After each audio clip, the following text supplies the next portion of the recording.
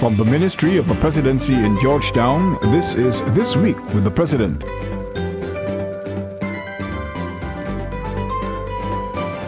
Welcome to another edition of This Week with the President, a weekly news magazine which provides you with an in-depth look at the policies, programs, and work of Guyana's president.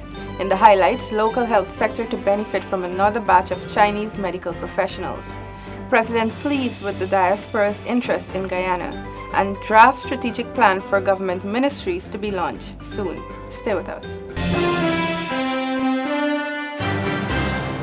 Millions of people around the globe live outside of the country of their birth. It makes sense then that individual countries would, as a matter of policy, engage their diaspora with the aim of fostering economic development. This was President Granger's main message at Guyana's 50th Independence Anniversary celebrations in New York last week. Speaking on his weekly program, The Public Interest, the President said that Guyana has a considerable Canadian and United States diaspora, with the financing and technical know-how to drive investments that will create jobs and create wealth. Many of them work in more advanced industries and services in the United States and elsewhere in North America than they would have worked in Guyana. So I appealed to them on those two grounds. One was capital and two was expertise. I don't think many of them will come back, but what I asked them to consider is the possibility of investment. They can stay where they are, but I pointed out that Americans invest in Guyana, Brazilians, Chinese, Canadians invest in Guyana. Why can't Guyanese who are living in the United States or other parts of North America invest in Guyana? So, yes, that is my pitch, capital and expertise. And I hope that we see some responsiveness on the part of the diaspora. Apart from attending the Jubilee event, the President's trip also served as a follow-up visit to a conference on diaspora investment held earlier by the Ministry of Business. Several government ministers met with the diaspora to discuss what concessionary measures can be made available from the government to advance the process of their involvement in the Guyanese economy. Usually people search for tax holidays, waivers on equipment, and of course, the ability to repatriate their profits. I have no objection to those packages or to those items in the package. We have offered waivers before to new companies, new enterprises. We want to give them a level playing field, so nothing that's been offered to any foreign company would be denied to Guyanese investors. So I'm satisfied that there is a high degree of interest in both Canada, Eastern Canada and Eastern United States, among Guyanese Americans or Guyanese Canadians to come back or at least to send capital and use their expertise to develop Guyana. The President assured that the high incidence of criminal activities, which is understandably a deterrent to investors, is also on the decline as a result of measures taken by his administration. Guyanese are actually safer now than they were 2 years ago. I don't think that is a serious criticism. We are working on it. I agree with you that more can be done, but we are bringing the crime rate down. We have to bring down criminality among those persons who are rogue businessmen who want to do business in a corrupt fashion.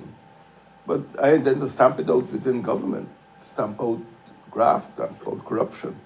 But equally, private investors must obey the law. So that is the way I do business, above board and transparently.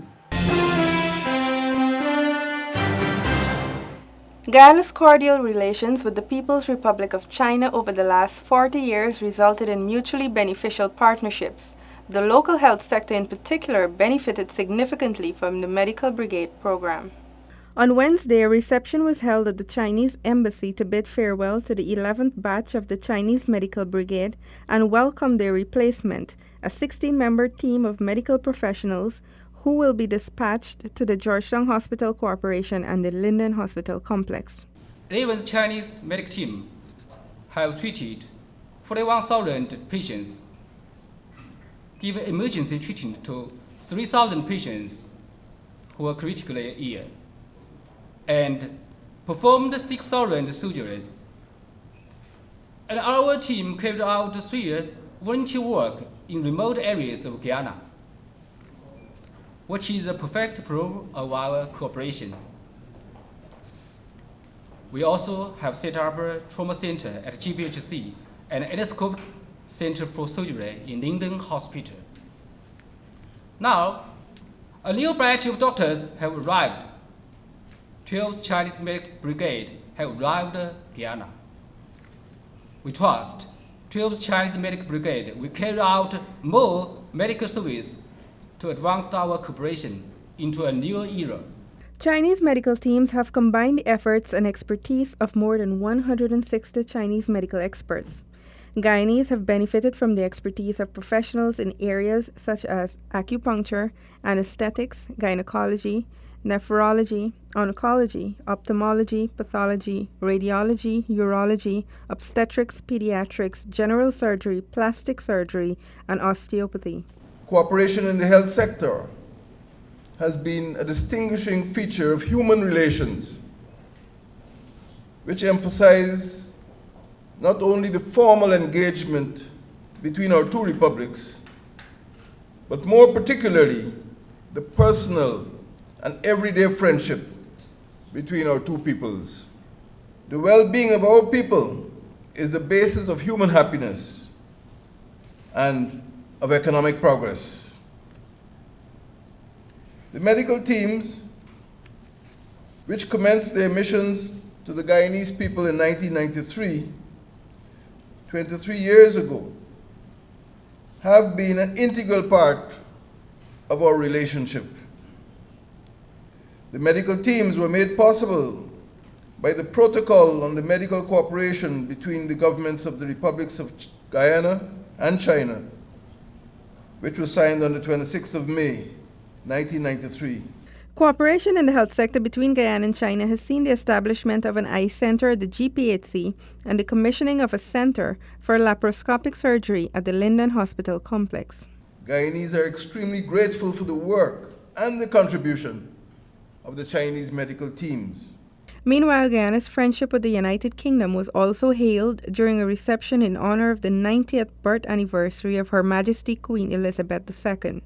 That event was organized by the British High Commissioner. We thank Britain for its sustained support for Guyana's development efforts, and more recently, for its receptiveness to our request to re-engage in security sector reform.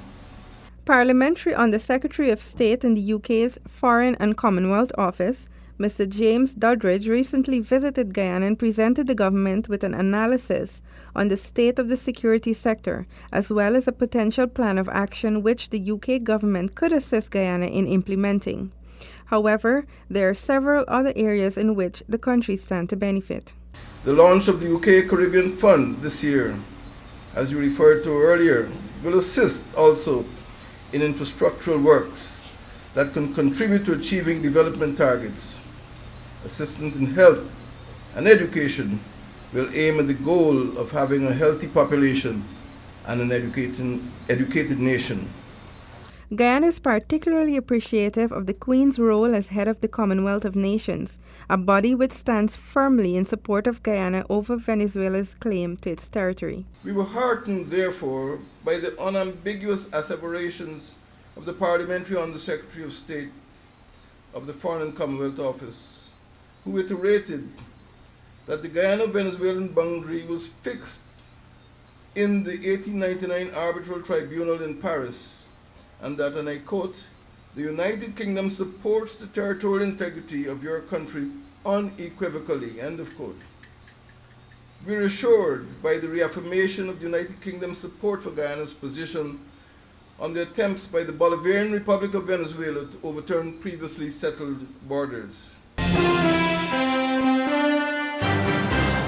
In the interest of accountability and professionalism in the various government ministries, a meeting was convened at the Ministry of the Presidency engaging all of the permanent secretaries, who are the administrative heads of the ministries. The purpose of the meeting was to ensure that these major players in the public sector are on the same page insofar as it relates to government policies. These meetings, which serve as the ideal forum for public officers to communicate and interact more, exchange ideas and sort out differences, will become a monthly feature. You, who by and large are the responsible officers in the ministries, that you understand that you have a very critical role to play in the functioning of these ministries. We have an important function to perform. You are the people who run these ministries. The ministers are the political heads of the ministries, but you are the technical head. You are the people who will run the ministries. The ministers will come and go, but the permanent secretariat of the ministry, which you head, will always be there. There will always be a permanent secretary. Whether it be you or somebody else, but there will always be a permanent secretary in the ministry. And therefore, the question of continuity, the question of ensuring that government's policies are carried out, is your responsibility. President Granger will be introducing a draft strategic plan for the various ministries, which outlines a broad framework within which each ministry will function and what they should focus on. It of course makes it very clear that ours is a green agenda, and that the first and foremost responsibility of every government ministry is to push that green agenda. And so that you will find in the draft strategic document, the first item on the agenda is about a green economy. Last month, the President received the report of the Commission of Inquiry of the Public Service, where he reiterated his call for efficiency and professionalism of all public officers. At the meeting with the Permanent Secretary, he again emphasized this point. The public service is a profession. Like medicine is a profession, the law is a profession. And as I have said in other cases, no one would go into an airplane to fly to New York or elsewhere if you felt that the pilot was not professionally trained. You wouldn't allow yourself to be operated on by a surgeon who was a quack, who was a fake, who was bogus, who was not trained in surgery. Equally, it is quite absurd to expect a public service to be run by public servants or permanent secretaries who are not trained. The permanent secretary is meant to run that ministry continuously for a long period of time, every day. He's permanent. And whoever the minister is, the permanent secretary has to be able to discharge his function or her function in an efficient manner. But he or she cannot do that unless he's educated. And now let's take a look inside the President's diary. During the week, President Granger met with members of the Solomon's Temple in Philippi Quarantine and agreed to participate in their 5th anniversary celebrations in August. He also met with Chief Executive Officer of Sevon's Waste Management, Mr. Morris Archer, and Guyana's new Consul General to Nikeri, Suriname, Ms. Esther Griffith. That brings us to the end of this week's program. Thank you for joining me.